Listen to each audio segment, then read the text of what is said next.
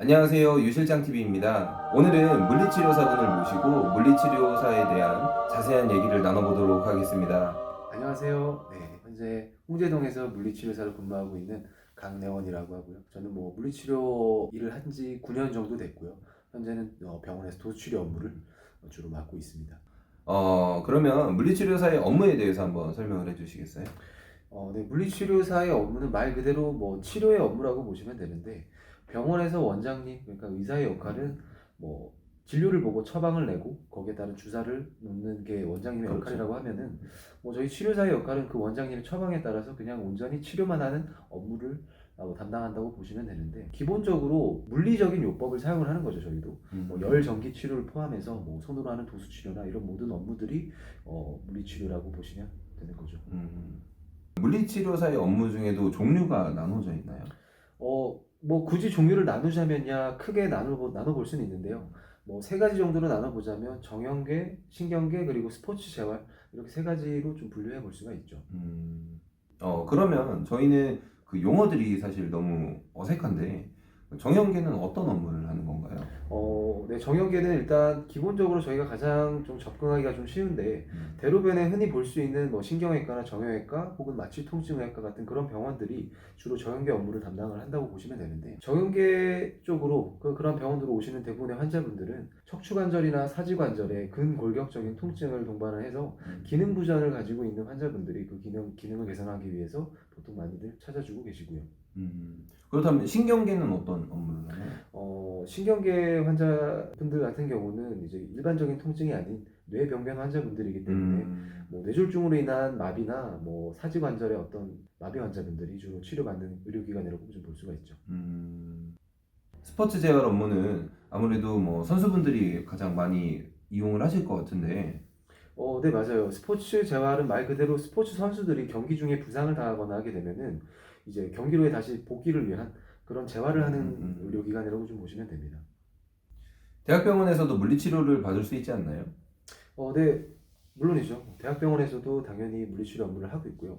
근데 대학병원에서는 신경계 치료, 정형외 치료가 굳이 나눠져 있지 않고 다 같이 받을 수 있는 여건이 되기 때문에 그렇게 많은 환자분들이 또 찾아오고 계세요. 요즘에는 도수치료가 되게 각광받고 있는데 물리치료사와 도수치료사는 다른 건가요? 아니요. 전혀 다르지 않죠. 같은 개념이고요. 물리치료사가 더 도수치료사를 더 포괄한다는 개념으로 보시면 되는데, 물리치료사라고 해서 다 도수치료 업무를 볼 수 있는 건 아닙니다. 대학을 졸업해서 바로 오게 되면 도수치료 업무를 바로 보긴 좀 힘들고요.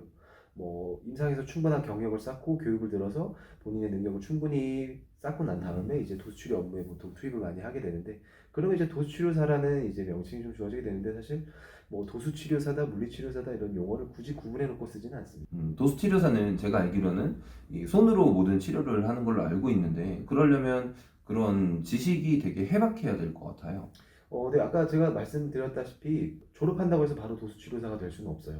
그 업무를 바로 투입을 할 수는 없는데, 기본적으로 저희가 면허증을 따고 졸업을 해서 임상에 나오게 되면은 치료사로서 일을 할 수는 있겠지만, 그거에 대한 지식을 얻기 위한 또 다른 어떤 사설 교육 기관을 통해서 많은 교육을 받고서 거기에 따른 능력을 배양을 해야 됩니다. 그래야지만 도수치료 업무를 할 수가 있게 되는 거죠. 제가 알기로는 또 도수치료사의 수명도 되게 짧다고 알고 있거든요. 네, 그것도 틀린 말은 아니에요. 사실상 도수치료사가 하는 업무 자체가 좀 노동력이 좀 있다 보니까 아무래도 수명이 굉장히 짧다고 생각하시는 분들이 많은데, 또 그렇다고 해서 그렇게 짧지도 않아요. 충분히 내가 병원에서 하고자 하는 만큼 일할 수 있다면은 50세 이상까지도 충분히 일할 수 있는데, 보통은 50세 전후라고 생각을 하시면 될 것 같아요. 그러면 도수치료가 업무의 강도가 그래도 좀 있는 편이잖아요. 여자분들이 일하기가 조금 힘들 수도 있겠어요. 처음 도수치료 일을 하시는 분들은 손목이나 아무래도 허리나 이런 부분들이 조금 불편할 수는 있어요. 하지만 이게 경력이 쌓이고 쌓이다 보면 아무래도 노하우라는 게 생기고, 여자 치료사분들도 충분히 도수치료 업무를 하기에 그렇게 힘든 점은 없고, 또 최근에는 여성 도수치료사만을 또 선호하는 집단들이 굉장히 많이, 또 환자분들이 많이 생기기 때문에 그걸 또 니즈를 충족시키기 위해서도 그 여성 도수치료 전문 병원들도 많이 생기고 있고요. 그렇기 때문에 여성분들이 도수치료를 하는 거에 있어서 큰 거부감이나 두려움 이런 건 굳이 안 가지셔도 될 것 같아요. 조금 민감할 수 있는 질문인데 아무래도 많은 분들이 궁금해 하시거든요. 물리치료사의 이 연봉은 어느 정도 될까요? 물리치료사 연봉 뭐 굉장히 많은 사람들이 궁금해하실 것 같은데 뭐 어느 집단에나 사실 뭐 정말 노력을 많이 하고 능력이 되시는 분들은 그의 능력을 인정받아서 많은 돈을 사실 벌어가는 건 사실이잖아요. 그렇죠. 그 물리치료 쪽이나 보건의료계통 쪽도 마찬가지라고 보시면 돼요. 뭐 하지만 기본적으로 정해져 있는 기본급, 신졸 기준의 기본급은 있기 때문에 그 기본급은 뭐 아까 제가 얘기했던 신경계나 정형계 그런 부분에서 차이가 조금 있긴 있습니다. 그러면 그 업무마다 연봉이 조금씩 다른 것 같은데 그거에 대해서 조금 자세하게 설명해 주실 수 있을까요? 좀 민감한 부분이 될 수도 있긴 있지만 그래도 말씀드릴게요. 일단은 신경계 병원 같은 경우는 뭐 보통 신졸 기준으로 한 170 정도 받아간다고 보시면 돼요. 좀 낮네요, 생각보다. 네, 그렇죠. 생각보다 굉장히 낮죠. 네. 네, 근데 하지만 뭐 장단점이라는 게 다 있고요. 뭐 신경계 장점이라고 본다면은 뭐 페이는 조금 낮을 수 있지만 퇴근 시간이 이제 5시 전후로 굉장히 좀 빨리 끝난다는 그런 장점이 좀 있죠. 그럼 정형계는 얼마나 되나요? 정형계는 아무래도 신경계보다 근무하는 시간이 더 길기 때문에 음. 뭐 늦게까지면 9시까지도 근무하는 병원들이 굉장히 어. 많아서 뭐 기본급이 210에서 250까지 뭐 이렇게 좀 보통 많이 편성이 좀 편중이 돼 있죠.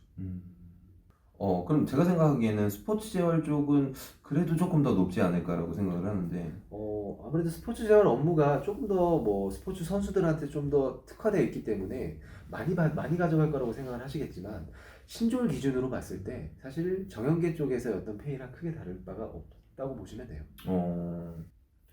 그러면 아무래도 대학병원의 연봉은 조금 더 높을 것 같은데, 네, 그렇게 생각하시는 분들이 굉장히 많아요. 근데 하지만 제가 대학병원을 따로 언급을 해드리기가 좀 그런 게 제가 대학병원을 일단 다녀보진 않았기 때문에 정확하게 잘 모르겠지만 대학병원 같은 경우는 사실 기존에 뭐 이 치료사 인원수가 정해져 있기 때문에 그 위에 있는 선배 치료사가 나가질 않으면 사실 정규직으로 들어가기는 굉장히 어렵다고 좀 보시면 돼요. 그러다 보니까 보통 인턴이나 계약직의 형태로 많이 채용을 하는 경우가 많은데 연봉이 정말 좀 만족이 안 될 정도로 낮다라고 보시면 돼요. 150에서 200 정도라고 생각을 하시면 됩니다. 그러면 제가 알기로는 실제로 도수 치료는 꽤 많은 연봉을 받는 걸로 알고 있거든요. 네, 맞습니다. 도수 치료 같은 경우는 아무래도 조금 뭐 능력적인 부분이나 일하는 부분들이 훨씬 더 전문적이어야 되기 때문에 뭐 그에 따른 뭐 페이도 좀 더 높을 수밖에 없는데 아까 제가 설명드렸던 정형계 쪽의 어떤 그 기본급 페이에서 환자 인원수마다 인센티브까지 더해서 이렇게 받아가신다고 보시면 돼요.